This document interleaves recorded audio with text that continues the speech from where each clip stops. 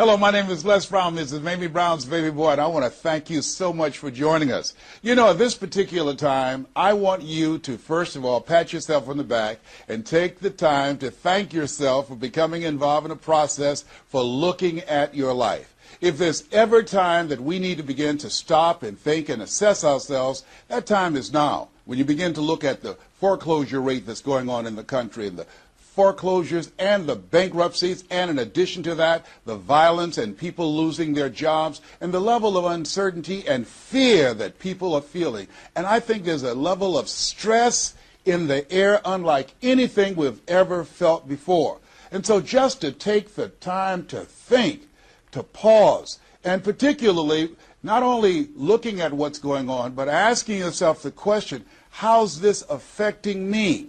You know, we want to all become successful, but I've found that there's some success that's toxic success. What I mean is that you don't want to end up going after goals and dreams and neglect yourself. I want you to think about your goals and dreams and things that you want to achieve, and at the top of the list, I want you to put up there your strategy for being here. I just came from the doctor. Let me share something with you. I don't care what goals and dreams that you have. You've got to have your health in order to be here. So at the top of my list, and I'm suggesting you put it at the top of your list, your strategy, your game plan for being here. What are you going to do to take better care of yourself? That's one of the first things I want to ask you about. Because when I look at my life at 64, and I used to think people in their 50s were old, but now that I'm 64, I said, look here, people in their 80s and 90s, they're old people. My goal is to be here not only just to see my grandchildren, but to see my great-grandchildren and my great-great-great-grandchildren. But in order to be here, that's not just lip service, that's a commitment with my time, with my energy, and the choices that I make. So I want you to think about your strategy for being here, and I want you to think about your goal for securing your life in your future. See, as I get older, my goal right now is to become an asset to my children rather than a liability, financially and physically. See, I don't want to be a burden to my children. I don't even know if they like me that well. See, I love my mama. My goal and dream was to take care of my mother. I did that. I brought her home. I took care of her until she's 89. But children, they're different today. These are different type of people up in here. You don't know what this generation might do. Now, I know they say, Dad, we love you, but I really want to stay in good shape and take care of myself because I don't want to be around the house and my kids saying, look here, who's going to take care of him today? All he's doing is sitting around talking to himself, talking about, yes, I can, and yes, I will, talking out of his head. No, I don't want that kind of party for me. My goal and objective is to die young at an old age. So I have a game plan. I don't like to eat vegetables all the time, but now I feel like a silly wabbit. Why? Because I realize at this stage of my life, I've got to eat more vegetables, I've got to get more rest, I've got to drink more juices, and I've got to do all of the things that make the healthy choices that will say to my body, Les, you plan to be here, I see that you're serious, so I'm going to take care of you. I do 160 push-ups every morning nonstop. Why? I couldn't do that at 15 or 20. But at this stage of my life, I've got to do those kinds of things in order to challenge my body, to stretch my body, and to indicate I plan to be here. What's your plan? What's your goal? Because if you don't have a goal for being here is not a given. When I was a kid, we used to go to funerals of old people. I can't tell you how many young people whose funerals I've gone to. I can't tell you how many. And so, and there's something about between 40 and 60. I don't know what it is about that period in time. Between 40 and 60, if you're approaching 40, I can tell you, and you already know, life begins to intensify.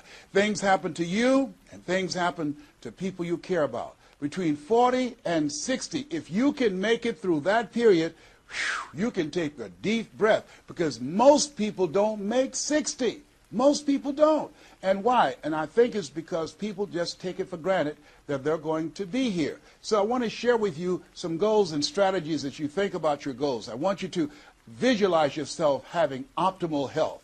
Having your right mind. I used to ask my mama, Mama, every Sunday you stand up in church and other older members of the church say, I want to thank the Lord for waking me up in my right mind this morning. Why do y'all say that all the time? She said, don't worry, son. You live long enough, you'll find out. She was absolutely right. I went in the room the other day to find something. I got in there, and I couldn't remember what I was looking for. I came out, I remembered what I was looking for. I went back in, I found it. Then I couldn't remember why I was looking for it. One of my children said, Daddy, you need some ginkgo biloba. I said, what's that? She said, something for your memory. I went down to the health food store. I was walking around. The lady said, may I help you, sir?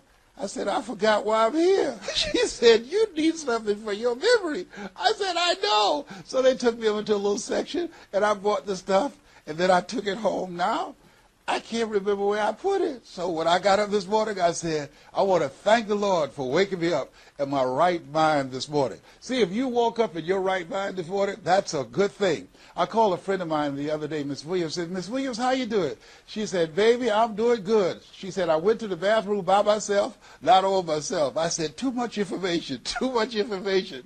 Let me tell you something, but that's a good thing. I know about that. I've been in the hospital. I know what it is not to be able to move. I know what it is to have back challenges. I know what it is to be in pain. So this thing called life, you've got your health, let me share something with you. That's a good thing. A friend of mine, Bishop T.D. Jakes, said, if you got a problem man or money can solve, you ain't got no problem. I can agree with that. And I learned some things going through that experience. And really, I should say, growing through that experience. My goal at that time was to be here. And trust me, it's better to be seen than to be viewed. Are you feeling the brother? Up in here, up in here. So I want you to think about your goals and dreams. And here's what I want you to do right now. I want you to say to yourself, it's possible. It's possible. And I want you to follow along with this process. As you think about your goals and dreams, I want you to write this down. I'm going to give you some strategies of maintaining this possibility mindset. I want you to write down mindset maintenance. Mindset maintenance. Let me share something with you. The easiest thing that I do every year is to live my dream. That is, helping people to realize their potential, to step into their greatness, challenging themselves, reinventing themselves, to start their own businesses. I've helped over 400 people earn millions of dollars. The easiest thing I do every year is what I do on a day-to-day basis, going into prisons and juvenile detention centers, teaching young people mindset development, how to become effective communicators, how to dress like a prospect rather than a suspect. Those are the easy things that I do. Let me share with you the most difficult thing that I've ever done in my life, and that was to believe that I could do it. That's the most difficult thing that I've ever done in my entire life. To believe that I, Les Brown, who was born in an abandoned building on a floor in a poor section of Miami, Florida, with a twin brother. We were adopted. We were 6 weeks of age by Mrs. Mamie Brown, and I called myself Mrs. Mamie Brown's baby boy. All that I am and all that I ever hope to be, I owe to my mother. I saw a sign once that said, God took me out of my biological mother's womb and placed me in the heart of my adopted mother. To believe that I, Les Brown, who was labeled educable mental retarded, put back from the 5th grade to the 4th grade, failed again when I was in the 8th grade, to believe that I had the ability to live the life that I'm now living. No one could have told anybody who knew me, including myself, looking in on us when Mrs. Mamie Brown was raising us in a poor section of Miami, Florida called Liberty City in Overtown, that I would be who I am right now. I didn't even know that. And I want you to think about your goals and dreams, and I want you to expand them. Why? Because it has been said that most people fail in life not because they aim too high and miss. No, most people fail in life because they're just like I was for 14 years. They aim too low and hit, and many never aim at all, not at all. They just go through life surviving. Someone said that many people die at age 25 and don't get buried until they're 65. I was talking to a friend of mine named Rosia, and I said, Rosia, how you doing? And she said, let me tell you something. Life is a mess. I said, girl, what are you talking about? She said, my life is a mess. She said, you know what? She said, I just was sitting up here thinking, I haven't lived. I haven't lived. She said, I've been working hard all my life, paying bills and taking care of my children, and my children are gone, and I've just been thinking, I haven't done anything. She said, when I die, I don't want when people view my body, I don't want them to say, oh, she had a funny expression on her face. I said, what do you mean by that? I don't want to have an expression that I'm mad. Because if I died right now, I would be mad. I said, why? What are some of the things you'd like to do? She said, travel. I would love to travel. I'd like to see the pyramids. I've never been to Paris. I want to go to Paris. I've never been there. There are things that I want to see, things I want to do. She said, I want to make a difference in young girls' lives, teenage mothers. I was a teenage mother. I want to be able to make a difference in their lives and see the impact that I had on their lives. And she mentioned a variety of things. And I remember a story about a lady who went to the doctor, and she was diagnosed with terminal cancer. And she came home, and she was sitting at a table, and she was drinking some coffee, and all of a sudden, she just looked up and she said, I refuse to die an unlived life. I refuse to die an unlived life. And she decided that she was going to live. That up to that point, her life was for her family, for her children, for her husband, but she had left herself out of the equation. Have you ever done that? I remember at a period of my life, I was going to work, and I was working on a job that I hated.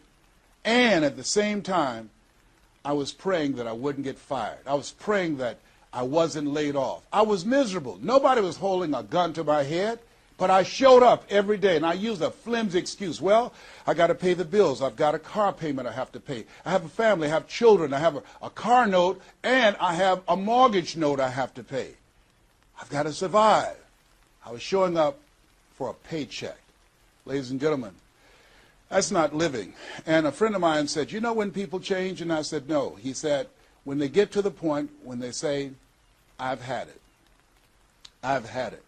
I think the only reason that you're listening to me right now, the only reason that you're watching this webinar, that there's somewhere in your heart of hearts that you said, as you looked at your life, you said, I've had it.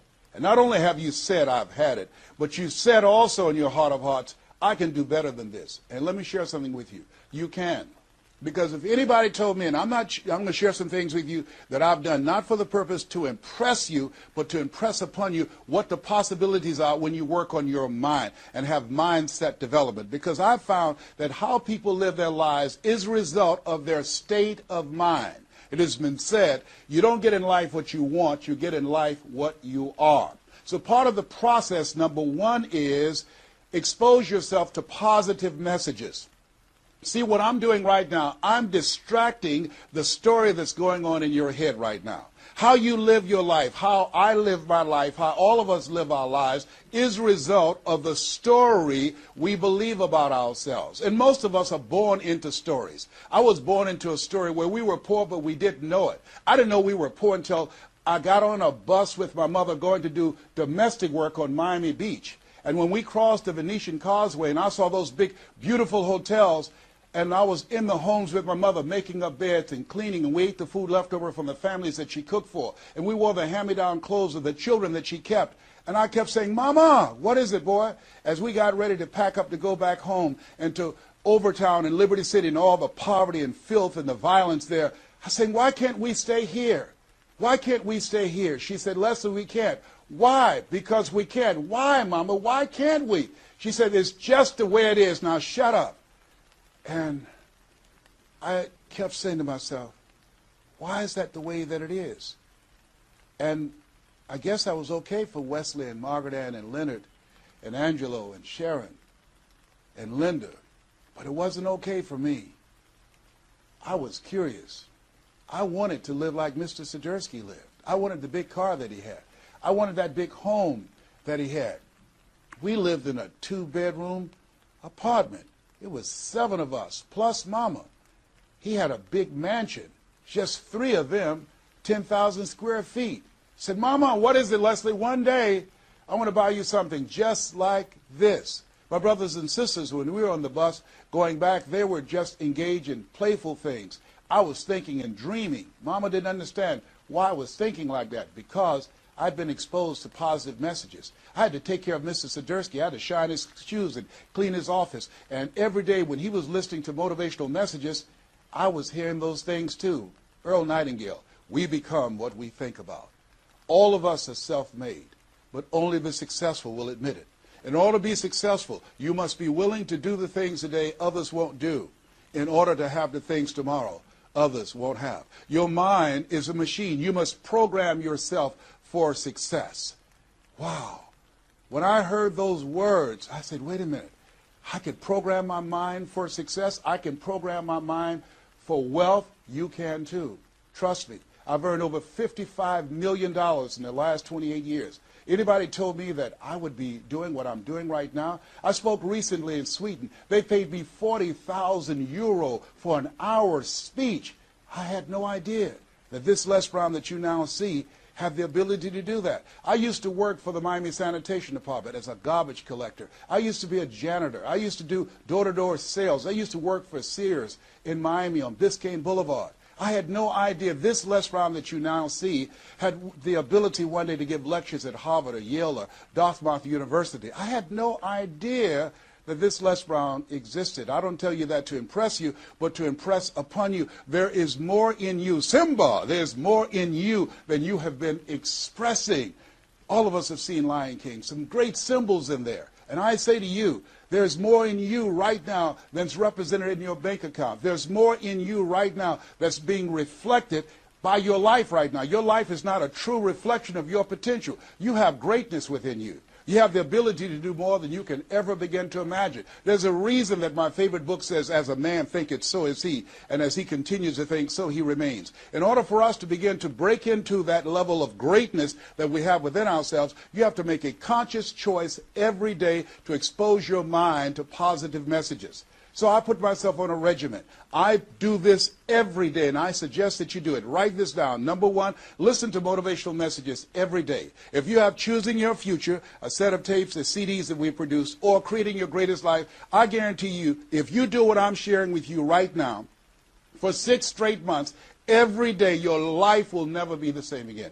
I guarantee it 100%. You listen every day for 1 hour to Creating Your Greatest Life, any of those messages, because faith comes by hearing and hearing and hearing. What it will begin to do is interrupt the story in your mind. It will override the story that you believe about yourself. It will distract all the negative thoughts that you have that's holding you back, that held me back for 14 years. When I used to go see the #1 motivational speaker on the planet, Zig Ziglar and Tony Robbins, and my heart said, I can do that. I love to help people. I'm just like my mother. And then my mind would ask how. And I went from my heart to my mind. And my mind would say, Les Brown, you don't have a college education. Les Brown, you've never worked for a major corporation. Les Brown, you were labeled educable mental retarded. They call you DT, the dumb twin. You're not as smart as your brother.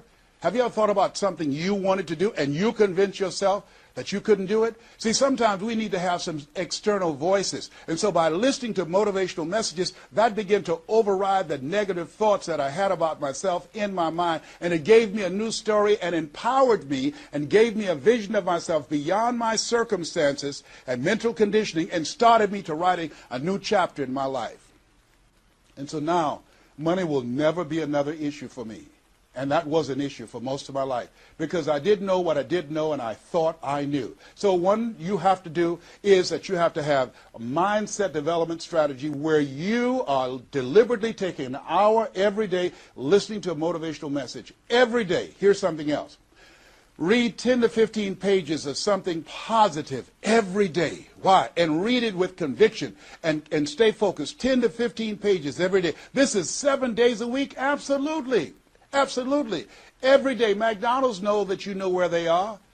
Burger King know that you know where they are. But every day they have some advertising. They have billboards, they have radio, they have television. Why? Because by exposing you to those messages, that will begin to impact your behavior. And it will drive you into the place to purchase what they're advertising. Now you're advertising for your greatness. And faith comes by hearing and hearing and hearing and hearing. So you want to listen to positive messages every day. You do this, I'm telling you, your life will never be the same again. And read 10 to 15 pages of something positive every day. I read 2 to 3 books a week.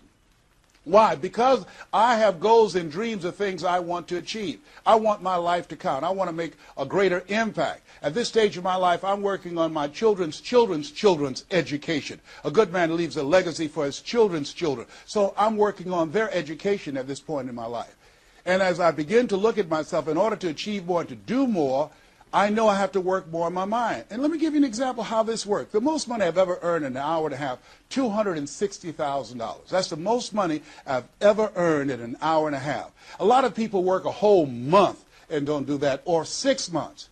Then, here, and this is the next thing I want you to do. I want you to look at your relationships, and I want you to upgrade your relationships. See, MIT did a study, and this study indicated that you earn within $2,000 to $3,000 of your closest friends. Not only did I start reading books every day and listening to positive messages, but I separated myself from my friends who did not have goals and who did not have dreams. Why? Because people rub off on you. It's called a mind virus. You earn within $2,000 to $3,000 of your closest friends. So when you upgrade your relationships, you got to ask yourself the question, who is it that I need to associate with, that I can learn from, that I can grow mentally, emotionally, spiritually, and financially? By aligning myself with another person that I can learn from. And Dr. Dennis Kimbrough said, if you're the smartest one in your group, you need to get a new group. Whoa, think about that. I was the smartest one in my group. And then one person called me who had been admiring me for years and said, Les, I want you to coach me and my trainers on how to tell a story and create value for an audience. And I want to share with you some things. I want to teach you some things, old man. I said, is that right? He said, yes. You always say you're never too old to learn and you're never too young to teach. I want to teach you some things. I said, okay, I'm open to that. Now, let me share this with you. He blew my mind. The most money, as I mentioned to you, I've ever earned, speaking to over 8,000 people in Salt Lake City, Utah, $260,000. I did an event with this individual, just over 500 people. Because of what I learned from him, because I upgraded my relationships, I earned over $410,000 in an hour and a half. I was excited, but I was also depressed because I've been speaking for 28 years, and I started thinking about all the money that I left on the table, all the hotels and plane rides, all of the audiences I spoke to, all of the money that I missed out on because I didn't know that I didn't know, and I thought I knew. I was a big fish in a small pond. I can't tell you, if you don't get anything else, you have to look at your relationships and you've got to ask yourself the question, what is this relationship doing to me? And I mean in every area of your life. When the doctor looked at me and said, you have cancer. Cancer is the most feared word in 7 different languages. One of the first things I had to do, I found out who had cancer at some point in time or was living with cancer and conquered it. I surrounded myself with people who had done what I wanted to do, who were winning at the game. See, it's very important, every area of your life. If you want to improve your health, start hanging around healthy people. They did a 30-year study and said that the reason that most people are obese, it's a mind virus. Listen to what they said. A mind virus is communicated mind to mind. That if you have a friend that's fat or you marry somebody that's obese, you have a 41% to up to 161% of becoming obese yourself. Even if they live in another state. Whoa, why? Because birds of a feather flock together. Never forget, a high school teacher, Mr. Leroy Washington, said, Mr. Brown, if you run around with 9 broke people, I guarantee you, you'll become number 10.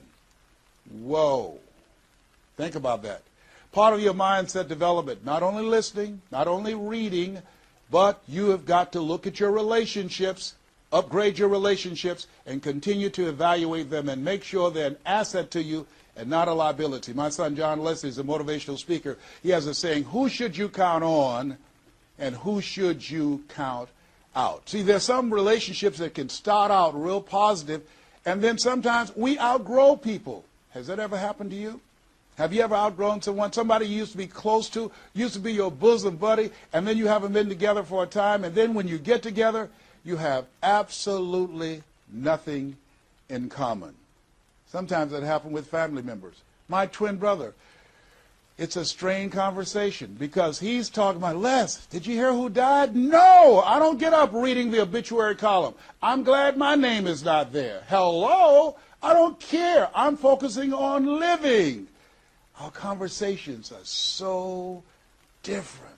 Isn't it interesting how you could be raised in the same family, same circumstances, by the same parents and end up dramatically different is called life. Here's the other thing that's very important. Write down the goals that you want to achieve. Write them down. Put them on a 3x5 card. And I want you to use a King James Version Bible and Matthew 7:7, ask and it shall be given, seek and ye shall find, knock and it shall be open unto you. I want you to write that on one side of the card. On the flip side of the card, I want you to write down one major goal that you want to achieve. And you want to read that 3 times a day. 3 times a day. What are you doing? You're hypnotizing yourself. And you're dehypnotizing yourself. What you're doing is you are dispelling the myths and all of the spells that you're living under. I think that a poverty mindset is a spell. I think that people go so far, and because they're mesmerized by life, they unconsciously stop. And you have to break that spell by constant attention. So on one side you read your goal, that one major goal, 3 times a day. Then the flip side, you flip that scripture over. Ask and it shall be given, seek and ye shall find, knock and it shall be given unto you. As you read that every day, 3 times a day, I can tell you, amazing things, breakthroughs will happen for you.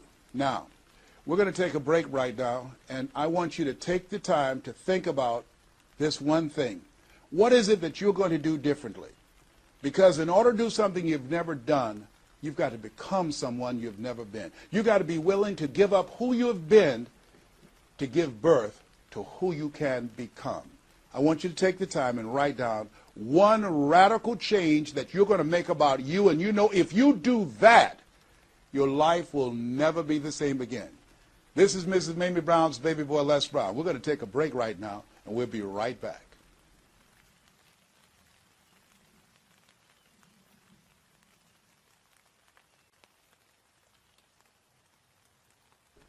Hello, this is Les Brown, Mrs. Mamie Brown's baby boy. I hope you took some time to really go within because, see, no one knows you like you. You know what it is that you need to work on. I mean, one of my main issues that I had to dramatically change about myself was I had to develop courage. I used to go see people do things. I saw speakers on stage. My heart would say, I can do that. But I didn't have the courage to stand up for myself. For 14 years, I procrastinated. For 14 years, I kept myself as a spectator sitting on the sidelines. And then I saw a speaker, and he was so boring, the room was as quiet as a graveyard between funerals. And I said, whoa, if he can do it, I know I can do it. And because I saw what he did, and his brother-in-law was sitting next to me, and he said, you ought to be that boring and earn the kind of money he earned. I said, how much did they pay him? He said, $5,000. I said, $5,000? He's only been talking for about 45 minutes or an hour. He says, that's how much they make. Now, I wasn't earning $5,000 a month.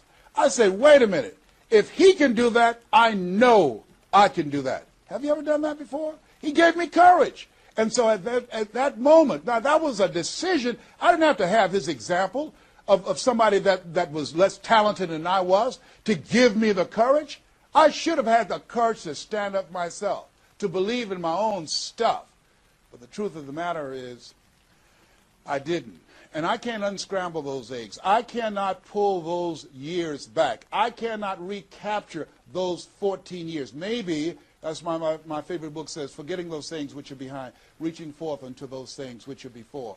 And press toward the call of your higher calling. Press toward that mark of your higher calling. And that's what I do. That's what I do every day. I have to continue to work up the courage. I remember going in to do a presentation before a group of educators. I was the only one there without a college degree. And I had to talk to myself. I went into the bathroom and I said, Les Brown, let me tell you something. What do you care about the fact they have MBAs and PhDs? That only means pile high and deep to you, and not any disrespect for credentials. They're very important. But I had to get myself together. Hey, look here, you can't go in there worrying about what they have. Just bring what you have. You got 7 children you got to take care of. You got a mother you have to take care of. And you have something to say. You have some talent. You have some abilities. You've got to believe in yourself. You've got to stand up. You can't punk out now. You can't fold now. See, sometimes you have to talk to yourself. It might be the most intelligent conversation you will ever have, talking to yourself. So that radical change, it doesn't happen overnight. You can make the decision, but you've got to stay on top of yourself every day to come from and live your life from a place of power, courage, and faith, as opposed to being a volunteer victim, as most people are, volunteer victims. Here's something else. Get an accountability partner. Get someone that's like you, a like-minded, like-hearted person, that you have similar goals and dreams, and you hold each other accountable, and you talk with each other on a regular basis. And if you can, join a mastermind group of other supportive mindsets of individuals who are working to improve themselves, who are stretching and challenging themselves. And here's something else, a worthwhile investment. Find yourself a coach. Find someone in your industry, find someone in your area of interest that you can invest in yourself and have an accountability coach. I have a coach. I spend over $100,000 a year on my personal growth and development on my coach. Why, Les? You're Les Brown. You were selected one of the top 5 speakers in the world. You got the Heise Award from Toastmasters International and the National Speakers Association. You're one of the highest paid speakers in the world. Why would you need a coach? If you ever watch Tiger Woods, who everybody would say arguably one of the greatest golfers on the planet today, whenever he swings, you will see him look at the ball, and then he'll look to the right to look at his coach. If Tiger Woods needs a coach, what do you need? What do I need? Here's something I can tell you that I know. You can't see the picture when you're in the frame. You can't see the picture when you're in the frame. Most people fail because they don't know that they don't know, and they think they know. Einstein said, the thinking that has brought me this far has created some problems that this thinking can't solve. See, what got you where you are right now? Your best thinking has produced the level of money that you have, your level of accomplishment, the growth of your business, or the lack of. Your best thinking has produced that. Own that. Face that. And get some help. One of the things I teach, ask for help. Not because you're weak, but because you want to remain strong. And ask for help. And don't stop until you get it. And so take the time and find someone that can coach you. Find someone that will have the courage to tell you what you need to hear and not what you want to hear.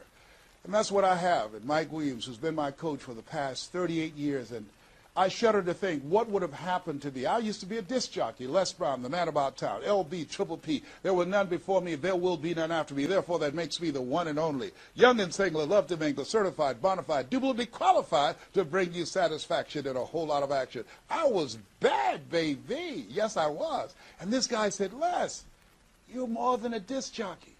What are you talking about? Man, if you can entertain people and don't see them, if you can reach people, Les, through this microphone, and you can't see them, what can you do if you could see them? If you can entertain them, you can educate them. You can empower them. If you can be Les Brown, the man about town, and you can swim to the bottom of the deepest ocean or climb to the mountain, the top of the highest mountain, no matter where you go, they'll be talking about me, LB, Triple P. If you can come up with all of that kind of gobbly-gob garbage, what could you do if you sat down and you started thinking and doing editorials about things that's maintaining our detriment? What could you do to inspire people to register to vote? What could you do to begin to impact public policy? You've got to get a larger vision of yourself. I said, Mike, I never thought about myself in that way. See, has anybody ever seen something for you that you didn't see it for yourself? I didn't see that for myself. Maybe that's why my favorite book says, eye has not seen, ear has not heard, nor has entered the heart of mankind what God has in store for you. Because of what he saw in me, he inspired me. He gave me a vision of myself beyond my circumstances, beyond my mental conditioning, and beyond the job where I was, because I thought I was just a disc jockey. I love that. I'm master of microphone. You drop me in any city, I can master a microphone. I can turn a city upside down with a microphone. But I had more in me than I was expressing, and I did not know it. And because of this encouragement, I became a community activist. Because of his encouragement, I started doing a talk show called Voice of the People. Because of his encouragement, when I got out of radio, I ran for the Ohio legislature, and I was elected. And because of his encouragement, I passed 14 bills my first term. Because of his encouragement, I was elected 3 times and became the chairman of the Human Resource Committee. Because of his encouragement, I became a public speaker. Because of his encouragement, I became an author. Because of his encouragement, I did a show for King World called The Les Brown Show, and they paid me $5 million, $2 million not to speak. Because of his encouragement, I produced specials for PBS, public television. They said, you couldn't do that. You don't have a college education. It's educational television. Because of his encouragement, I did so many things I had absolutely no idea that I could do. I encourage you to live full and to die empty. There's more in you right now than just working on a job where they pay you just enough to keep you from quitting and you work just hard enough to keep from getting fired. And when you make the decision and identify that key area of your life that you need to make a radical change, things will begin to open up for you. Now, here's the other thing that's very important. Once you identify your goal, I want you to get, if possible, a visual picture of your goal. My major goal was to buy my mother a home.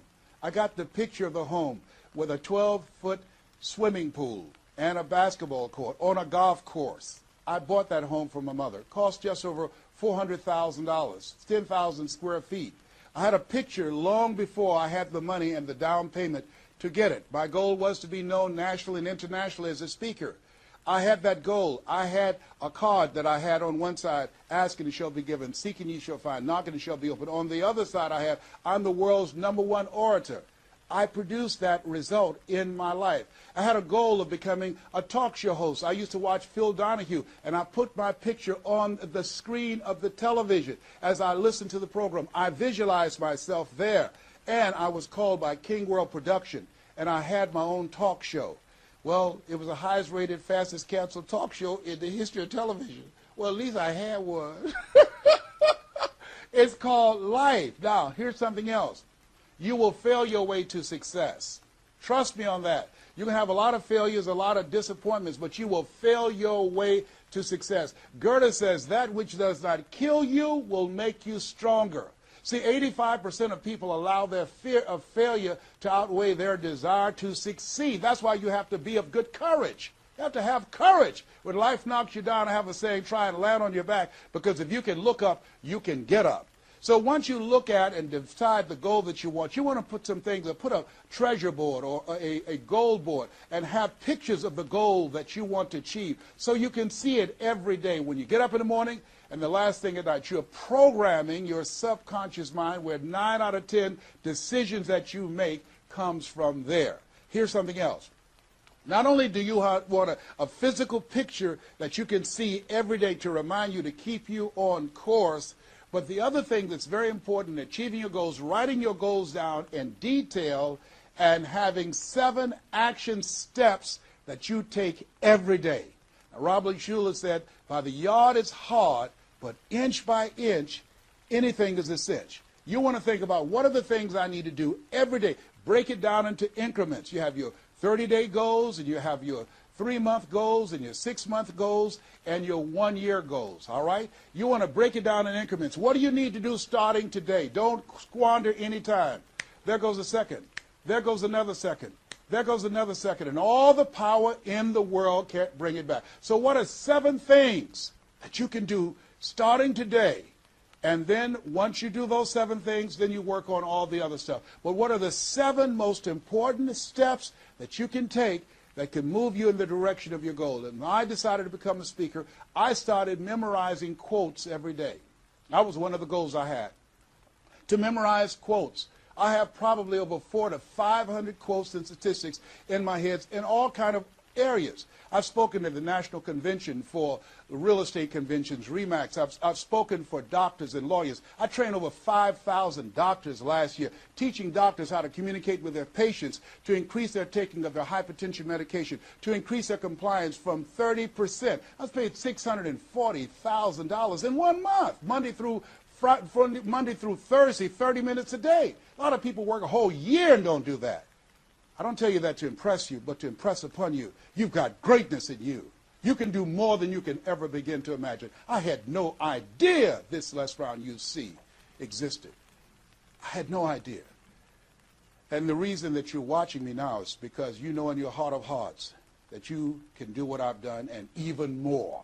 And so as you begin to think about that, think about writing your goals down, listening to motivational messages, changing your relationships, upgrading your relationships, thinking about 7 things you need to do every day, some radical change you need to make in you. There's an old African proverb that says, if there's no enemy within, the enemy outside can do us no harm. Here's something else that's very, very important. As we talked about having a personal coach, the next thing that's important about reaching your goals is this. What is it as you look in your past that's affecting you right now? I saw a movie called Magnolia, a powerful line in that movie. And the movie said, we might be through with our past, but our past is not through with us. Whoa. Let me share something with you I realize about myself. The reason that I procrastinated for 14 years was because when I was in the 5th grade and Mrs. Mary Ford Williams said to Mrs. Crompton, he doesn't belong here. He is slow. He's not like his brother. And they put me back from the 5th grade to the 4th grade. That affected me. I didn't even realize it. They say sticks and stones will break your bones, but words will never hurt you. Yes, they will. But they can also free you up. Because I'll never forget when I met Mr. Washington. It was my junior year in high school. I had been in special education from the 4th grade all the way up to my junior year in high school. My twin brother always made the honor roll. And he said, young man, work this problem out for me. He was a new instructor. I said, sir, I can't do that. He said, why not? I said, I'm not one of your students. He said, look at me. Yes, sir. Work the problem out anyhow. I can't do what you asked me to do, sir. Why? Sir, because I'm educable, mentally retarded. And the students erupted in laughter. They said, hey, he's DT. He said, what's that? He's the dumb twin. He's not Wesley. That's Leslie. And he came from behind his desk and he said, don't ever say that again. Someone's opinion of you does not have to become your reality. That was a jarring statement. On one hand, I was humiliated, but on the other hand, I was liberated because he looked at me with the eyes of Goethe who said, look at a man the way that he is, he only becomes worse. But look at him as if he were what he could be, then he becomes what he should be. And here's what I learned from that experience. I want you to visualize yourself already there. Whatever goal, whatever dream that you have, see the picture complete. See yourself there. Why? We have something at the base of our brains called the reticular activating system. See, you have genius within you, and to prove it, let me give you an example. The other night, I said, I've got to get up tomorrow morning at 7 o'clock. I was at a hotel. I called downstairs and told them to call me at 7 o'clock. The hotel neglected to do it, but I woke up at 7 o'clock on the nose. Have you ever done that before? How did you know when to get up? Hey, that subconscious mind. Everything we need, the answers are already there. Have you ever seen somebody and said, you know what, I remember your face, but I don't exactly know where. And then later on you say, hey, I know where I saw you, and it came. What happened? The conscious mind sent that thought to the subconscious mind, and it pulled that information up and gave it to you. Now, when you begin to hold the vision of what it is you want to achieve, you stimulate what is called the reticular activating system. It's a network like group of cells at the base of your brain. Let me share with you how it works. Have you ever purchased a car? No one goes to buy a car that has the same color that everyone else has. Has that ever happened to you before? But then once you buy the car and you drive it off the lot, you start seeing it everywhere. Say, hey, where did this come from? Let me tell you what happened. You made an investment. And because you made an investment, that piqued your awareness, that stimulated your reticular activating system. Another case in point. I was at a party with a friend of mine, and we were dancing, and music was blasting. She said, wait a minute. My son is crying. He's at the door. I said, your son's not at the door, because even if he were, you wouldn't be able to hear him. And she stopped, went to the door, opened the door, and there her 4-year-old son was at the door. How did she hear it and I didn't hear it and the other people dancing? It wasn't our child. It was her child. Her reticular activating system picked up his whimpering sound. And I'm saying to you that you have that in you. When you focus on your goals and dreams and you visualize it complete, it will stimulate the reticular activating system and it will lead you there, following all the other things that we suggested. Now, not only is it possible you can live your dream, it's necessary that you change relationships, that you get a coach, that you meet with other like-minded people that will hold you accountable, that you write your goals down, that you have 7 steps that you do every day on your goals to monitor to see where you are. But you've got to take full responsibility. If everything works out for you, fine. If you have the money, fine. If you can get the help and support of friends and family members and your spouse, great. But if you don't, all of those things are minor things. The major key to your reaching your goals is you. Nobody's going to work on your dream harder than you. Trust me on that one. You've got to take responsibility to make it happen. If it happens when you come out the gate, fine. But if you fail, so what? Come back again and again and again and again. If it's something that you love, if it's your passion, until you do it. George Bernard Shaw said, the people that make it in this life, they look around for the circumstances that they want, and if they can't find them, they create them. Here's something else. It's hard. When I bought the first home for my mother, and I didn't do a title search, and a guy sued me, and I had to move out from the big, beautiful home I bought her to a roach-infested home I moved her out of, and the neighbors came out and said, "Mamie, y'all back?" "Yes, what happened?" "My boy lost the house. He didn't do a title search. And we had to get out. They foreclosed on the house. He didn't have the $50,000 to pay the guy who put a lien on the property." It was devastating. But let me tell you something. It was worth it because I came back. 90 days later, I got a bigger and better house. 90 days later, I stayed focused on the goal. And that's the thing that you want to do. Stay focused on your goal. Keep the main thing the main thing. You're going to have distractions. That's a part of the process. It's not there to stop you. It's only there to challenge you. You want to grow through it. You know, I think it was Robert Schuller who said, tough times never last, but tough people do. Keep the main thing the main thing. You're going through hell? Don't stop. Keep moving. Keep on moving. Don't stop to talk about it. Keep moving. That's the name of the game. Keep on swinging. One of my favorite movies is Cool Hand Luke and Paul Newman. I don't know if you've ever seen the movie, but there's a scene where Cool Hand Luke is fighting a guy, big dude, just kept knocking him down. Bam! That kept on knocking him down. Cool Hand would get up, he'd knock him down. Bam! And pretty soon the guys was feeling sorry, say, "Stay down, Cool Hand, stay down." Cool Hand Luke would get back up again. Guy would knock him down. Bam! The guy would say, "Stay down, man, stay down." Cool Hand would get back up again. The guy would knock him down. Bam! And after a while, the guy got tired of knocking Cool Hand down. And Cool Hand stood up. Everybody had walked away, and he was still swinging in the wind. Swinging. Nobody was there but him. That's who I am. Cool Hand Luke. That's who you want to be. Cool Hand Luke. You keep on swinging, and the universe will yield to you. It will dispatch angels to come rescue you and say, "Back off. Give him what he wants. Give her what she wants. Let's go find a wimp today." That's the way life is. It's hard, but it's worth it. What will make it worth it for you? Nietzsche said, if you know the why for living, you can endure almost anyhow. I want you to take the time and write down 12 reasons on why you won't fail.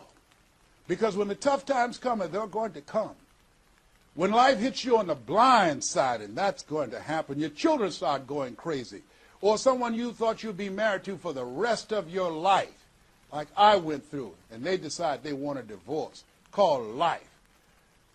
What is it that can keep you going? Your reasons will be your rod and staff to comfort you, to take you through that process. I can tell you it's possible. You can live your dreams.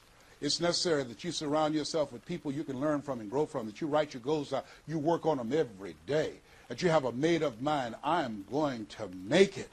It's necessary that you constantly work on yourself, reading positive material, listening to positive material, going to seminars and workshops, investing in yourself, getting a coach. And it's you. You've got to take personal responsibility to make it happen. Don't see yourself as a victim. And it's hard. It's hard. Changing your life is hard. Getting up, working when you're in pain is hard. It's hard. It's hard. Working when you are trying to make something happen for you and the family, and you go home and you're facing a living hell.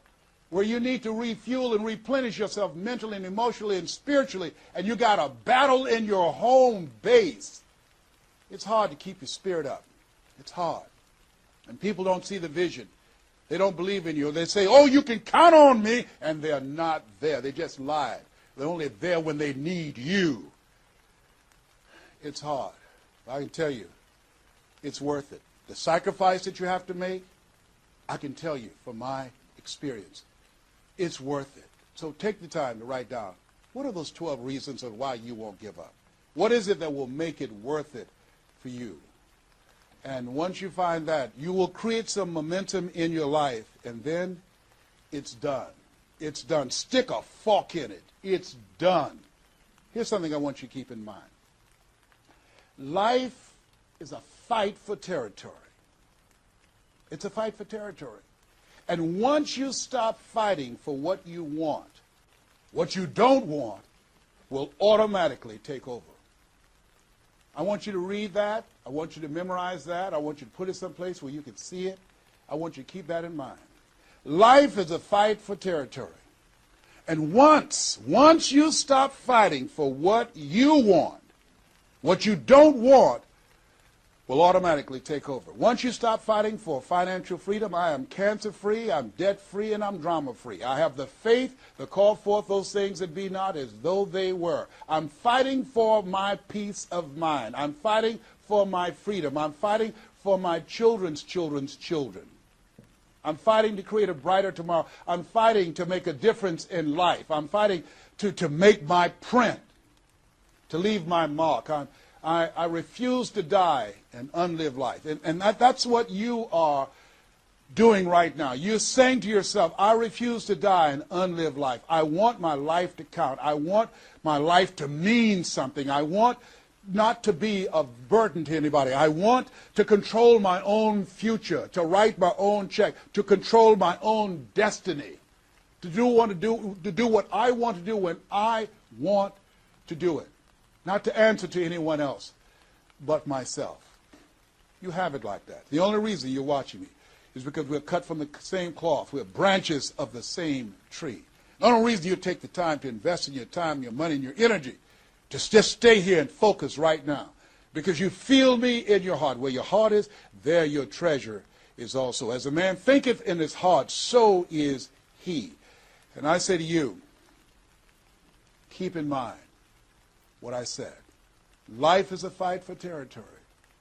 Once you stop fighting for what you want, what you don't want will automatically take over. Jim Rohn said something I love. He said, when the end comes for you, let it find you conquering a new mountain, not sliding down an old one. No. Life is too short and unpredictable, as Helen Keller would say. Eat the dessert first. Don't let it find you sliding down the same mountain. I don't know what your goals are. I don't know what your dreams are. Here's what I know about you. You have greatness within you. Here's what I know about you, and I don't even know you, but based upon my own experience, you were chosen on purpose for a purpose, 1 out of 400 million sperm. You have greatness within you, but greatness is a choice. It's not your destiny. It's a choice that you have to make every day. Choose ye this day whom ye shall serve, the mediocre part of yourself or the greatness that you were chosen for. This has been Mrs. Mamie Brown's Baby Boy. I hope you've gotten some value out of this. It's been a plum-pleasing pleasure as well as a privilege. God bless you. God bless your dream. And God bless the greatness that is in you. The world needs you.